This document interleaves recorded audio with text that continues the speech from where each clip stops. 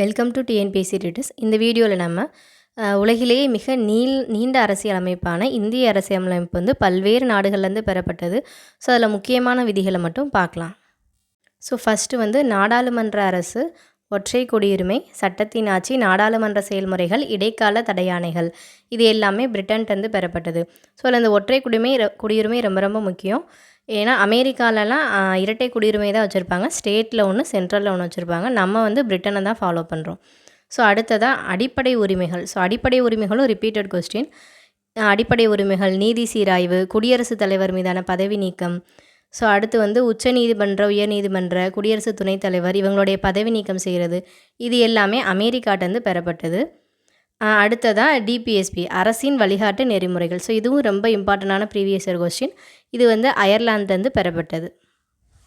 So அடுத்து வந்து கூட்டாட்சி அடுத்து வந்து நம்மளுடைய பொதுப்பட்டியல், மாநில ஆளுநர் நியமனம், அடுத்து உயர்நீதிமன்றத்துக்கு வந்து அறிவுரை வழங்குறது.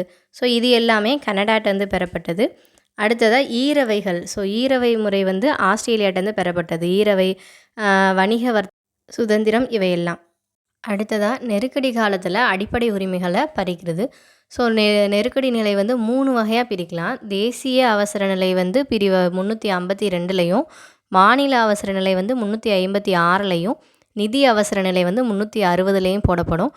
ஸோ இந்த டயத்தில் வந்து நம்மளுடைய அடிப்படை உரிமைகளை நிறுத்தி வைக்கலாம். எக்ஸப்ட் பிரிவு 21 மட்டும் யாராலையும் தடை செய்ய முடியாது. இது எல்லாமே ஜெர்மன்ட்டேருந்து பெறப்பட்டது. அடுத்ததாக அடிப்படை கடமைகள். ஸோ அடிப்படை கடமைகளும் இம்பார்ட்டண்டான ப்ரீவியஸ் இயர் கொஸ்டின். அடிப்படை கடமை அடுத்து வந்து முகவுரையில் உள்ள சமூக பொருளாதார அரசியல் மாண்புகள், இது எல்லாமேவும் சோவியத் யூனியன்ட்டேருந்து பெறப்பட்டது.